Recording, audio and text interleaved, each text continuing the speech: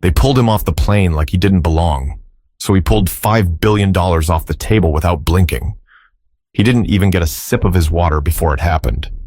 Darius Freeman, 47, CEO of a billion-dollar AI company, sat quietly in seat 2A of Flight 2280 from San Francisco to Newark. First class, window seat, clean navy suit, crisp white shirt, not a wrinkle in sight. The boarding process had just wrapped. Passengers were settling in, the flight attendants closing the overhead bins. Darius had his tablet out, reviewing slides for the biggest logistics tech deal of his career. A $5 billion handshake was waiting on the East Coast. But before the plane could even taxi, two men in navy blazers walked down the aisle toward him. One had a radio in his hand. The other scanned the row numbers like they were looking for someone specific. They were. "Sir, can you step off the plane for a moment?" one asked, voice just loud enough for the surrounding rows to hear. Darius looked up slowly, calm but confused. "Excuse me? Is something wrong?" "We just need to verify a few things. Could you bring your bag and come with us?" Eyes turned. A few people pretended not to look, but everyone was watching. Darius kept his voice steady. "I scanned my boarding pass, showed ID. What exactly do you need to verify?" The man didn't answer, just motioned toward the aisle again. That silence said everything. A younger white woman sitting in 2C shifted in her seat. She'd been chatting on the phone when Darius first sat down. She hadn't made eye contact since, but now she was stealing glances. 2 rows behind, a middle-aged man in a fleece vest murmured something under his breath to his seatmate. Nobody stood up. Nobody spoke up. Darius stood, took his bag from under the seat, straightened his jacket. "Do you know who I am?" he asked. The taller man shrugged. "No, sir, I don't." And just like that, Darius stepped off the plane. Out of first class. Out of line. Out of place, at least in their eyes. But that wasn't the end of it. It wasn't even the worst part. Darius Freeman didn't come from old money. He didn't grow up in a neighborhood where people wore cardigans on weekdays or talked about hedge funds over brunch. He was raised in Stockton, California in a 2-bedroom house with 6 people and 1 working radiator.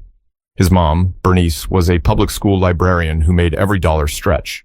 His dad, Ellis, was a mechanic who never took a sick day, even when he should have. Darius was the kid who asked for a typewriter instead of toys, who rewired an old Game Boy just to figure out how it worked, who stayed up past midnight sneaking computer science books from the library. He didn't just want to succeed, he wanted to build something. By the time he hit 35, he'd done just that. Langford AI, named after his late grandfather, who taught him to never raise his voice but always raise his standards, had gone from a 2-man operation in a shared workspace to a tech giant changing how global supply chains operated. Darius wasn't flashy, no yachts, no tabloid headlines, just results. He'd turned down 3 buyouts, all north of $1 billion. Now, he was finalizing the biggest deal of his life.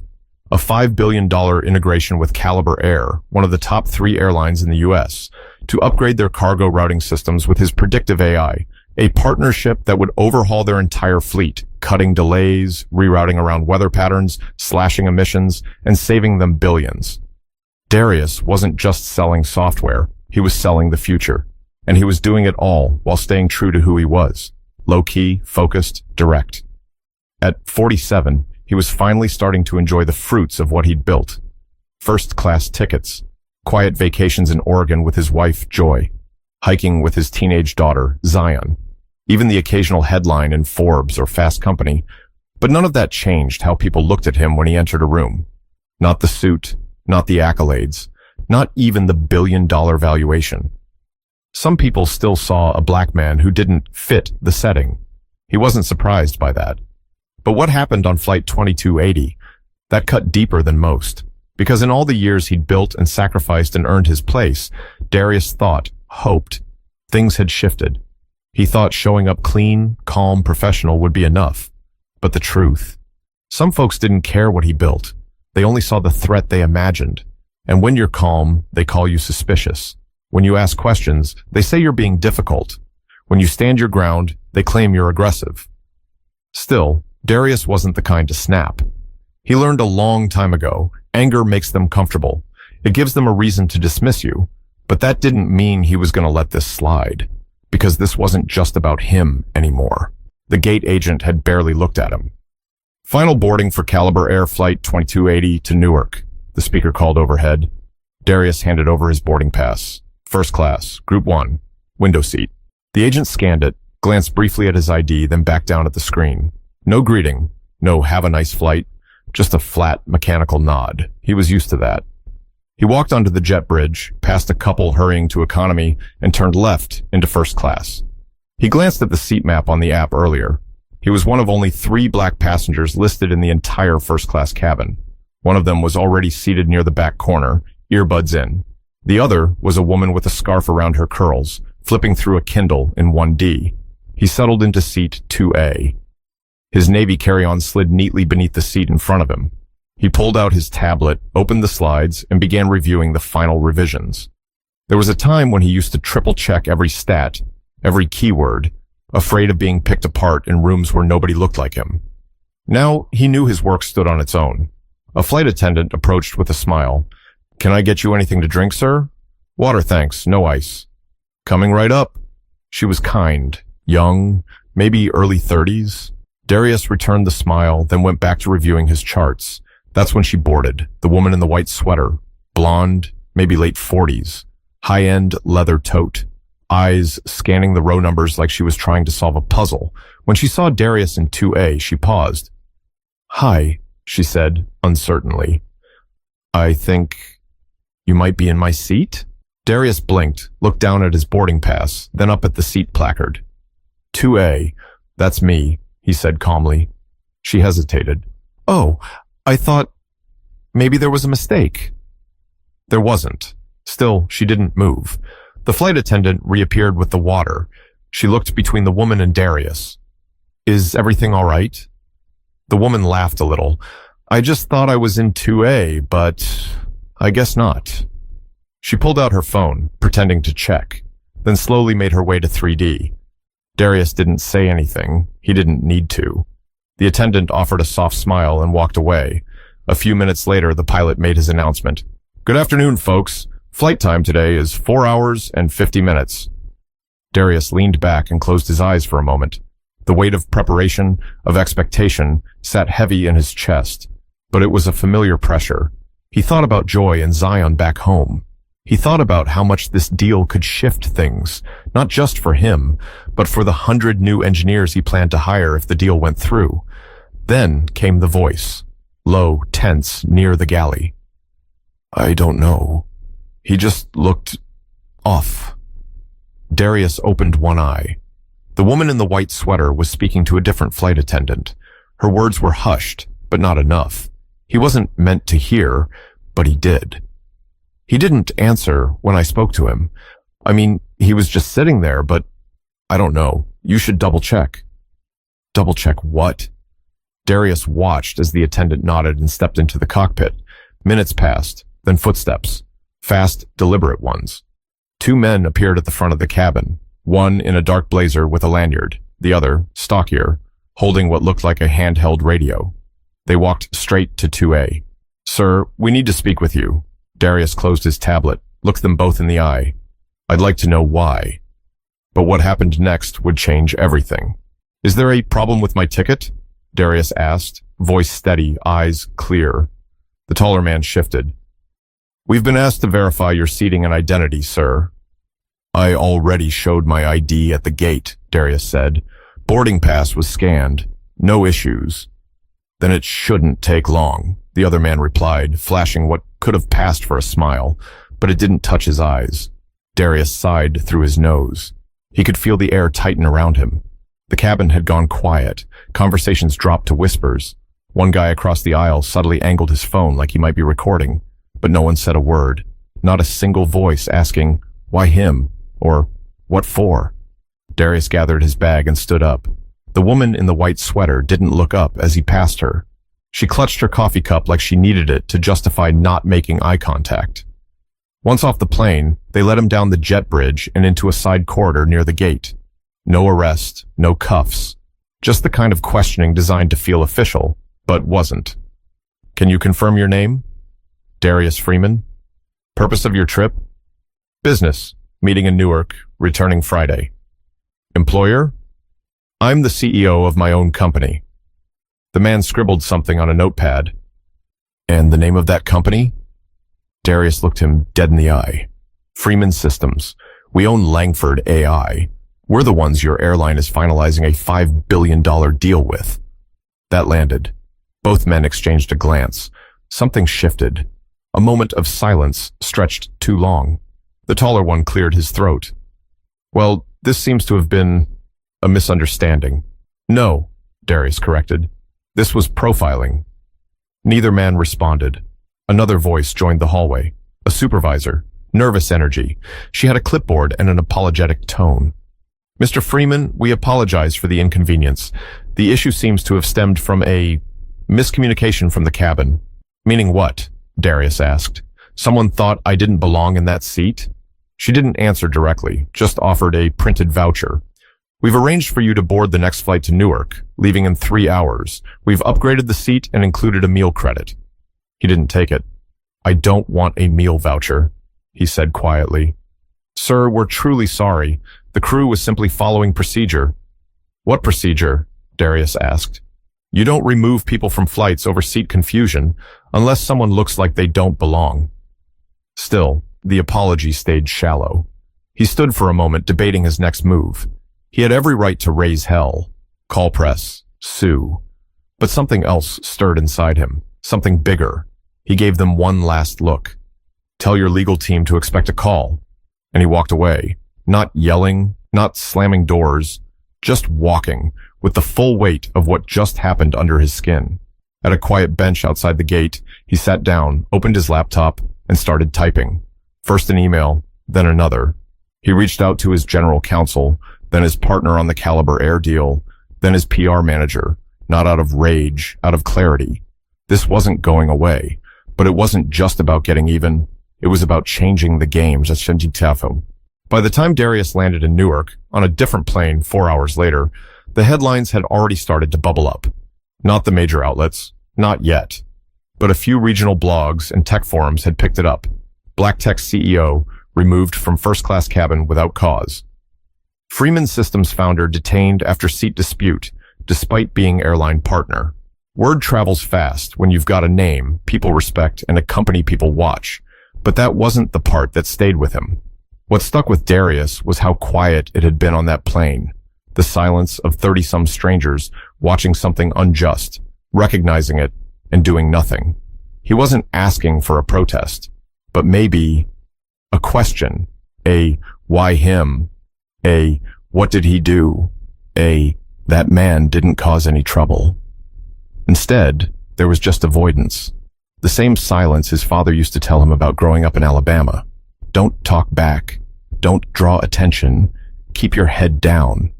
Only now, Darius was a CEO, and keeping his head down just meant getting stepped over in a suit instead of jeans. In Newark, he skipped the driver and rode in a yellow cab. No small talk. Just watched the city blur past as he texted Joy. Landed. I'll explain later. Not great. You okay? Yeah. Just tired. I'll call you after the meeting. She didn't push. She knew the look, the way his voice got when he was trying to stay steady. The meeting the next morning was in a private conference suite at a hotel in Jersey City. High-rise views, fresh bagels, the usual whiteboards, bottled water, and firm handshakes. The Caliber Air executive team greeted him with the same corporate polish as always, but one of them, the VP of Operations, a woman named Janet Rollins, looked uneasy. Darius, she said after the formalities, I heard about what happened. I honestly don't even know what to say. He nodded slowly. That makes two of us. We're looking into it. We've already requested incident reports and crew statements. It's being escalated internally. Good, he said. But that's not why I'm here. She blinked. He stood up, walked to the head of the table, and clicked the remote. A new slide popped up. Terms revision proposal. Gasps, confused expressions. The CFO sat forward. We were under the impression the deal terms were locked. They were, Darius replied, until yesterday. But what he said next would send a chill through every executive in that room. I need you to understand something, Darius said, his tone calm, but stripped of all sugarcoating. This wasn't just a customer service issue. It wasn't a delay. It wasn't a misunderstanding. It was a statement. He clicked to the next slide. If I look like a threat sitting in seat 2A, What happens to the engineers I hire with dreadlocks, accents, or darker skin than mine? Silence. He let it hang. This contract, it was going to be the most advanced logistics optimization ever implemented by a US-based airline. Real-time AI rerouting, zero-emission cargo transitions, $5 billion invested over 7 years. He took a breath. I was going to announce the partnership next week. Keynote speech at the Future Freight Conference in Austin. Your logo next to mine. Janet leaned forward. Darius, please, this incident. We don't condone what happened. It's not who we are as a company. But it is, he interrupted. Not officially, not in your mission statement, but in your culture. It's there. Because someone on that plane saw me and assumed I didn't belong, and no one, not one person, thought to challenge that. The head of legal started to speak, but Darius raised his hand. This isn't emotional. It's structural. And if I go through with this deal, what I'm saying is that I'll look the other way when structure trumps substance. Another slide appeared. This one had a logo that looked very familiar. Caliber Air's main competitor, Amerisky. We had preliminary conversations 6 months ago, Darius said. I didn't pursue them because I valued this relationship more. He looked around the room. Some eyes darted, others held his gaze. But Amerisky called me yesterday, before I even landed. Their CEO offered an emergency board vote to approve a counterproposal. I told them I'd think about it. You're bluffing, the CFO said. Darius smiled, not arrogantly, just tired. I don't bluff. I build, and I partner with people who value what I bring to the table, not just when it's convenient. Janet exhaled slowly. What can we do? What do you need to see to move forward? Darius looked at her. I don't want a press release. I don't need a diversity pledge. I want to see change, real policy, real equity. And if we can't guarantee that, the legal rep asked. He closed his laptop. Then this deal dies today. But it wasn't dead yet. Not until one last call would shift everything. Darius left the conference room without shaking a single hand. His team followed him out. His legal counsel, his lead developer, and 2 young project managers who had flown in from Oakland just to watch history happen. Instead, they walked out in silence. He didn't speak until they were in the elevator. Shelley, he said to his counsel, tell Amerisky I'm ready to talk. That night, back in his hotel room, Darius stood by the window, phone to his ear, staring out at the skyline. Lights blinked across Jersey City. The air buzzed with quiet tension. Amerisky's CEO, Tom Blanchard, picked up on the second ring. Mr. Freeman, I was hoping you'd call. I've read the revised offer. Your board moved fast. We had to. I'll be honest, Caliber Air dropping this ball gave us the clearest runway we've had in a decade. Before I sign anything, Darius said, I want to hear your side on one thing. Of course. I don't just want a big deal. I want a partnership that doesn't leave my engineers, my team, or me doubting whether we belong. There was a pause. Then Blanchard said, we've got work to do. I won't pretend otherwise, but we've got skin in this game. We know what it means to bring in a partner like you, and not just for the tech. Let's build it the right way. That was all Darius needed to hear. The next morning, press releases went out. Freeman Systems announces historic $5 billion deal with Amerisky Airlines. Caliber Air loses tech contract following racial profiling incident. CEO Darius Freeman, dignity is not optional. Social media caught fire. Video footage from inside the original flight surfaced. Someone had filmed the moment he was removed. Silent, composed, bag in hand. The clip was 30 seconds long, but it said everything. Public opinion hit Caliber Air like a freight train. TV anchors debated it. Podcasts dissected it. Tech panels brought it up. And passengers began canceling flights.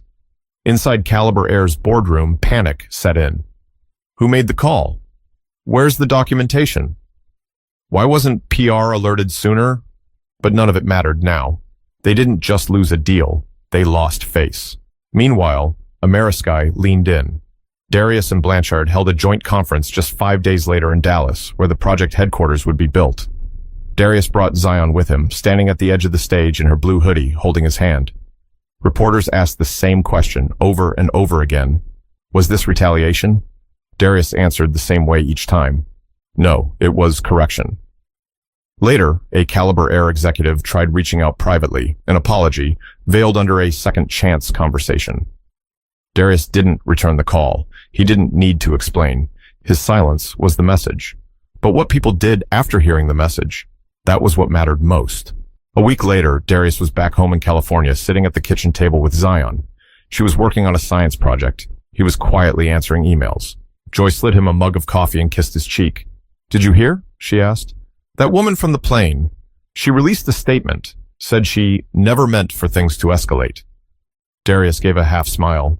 They always say that, after the cameras come. Joy sat across from him. "You okay?" "I'm all right," he said. "Not surprised. Just tired. But yeah, I'm good." He looked over at Zion.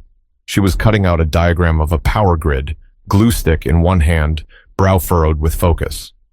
"What's your project about?" he asked. "Energy transfer," she said. "How it moves through systems and makes everything work." Darius nodded slowly. "That's a good one." And it was. Because that's what this was about, too. Energy. Where you put it. How you use it. Whether you burn it out fighting for scraps, or you redirect it towards something that builds power. He didn't need revenge. He had vision. Later that day, he posted a short message on his company's site. To those watching, this wasn't about seeding. It was about systems.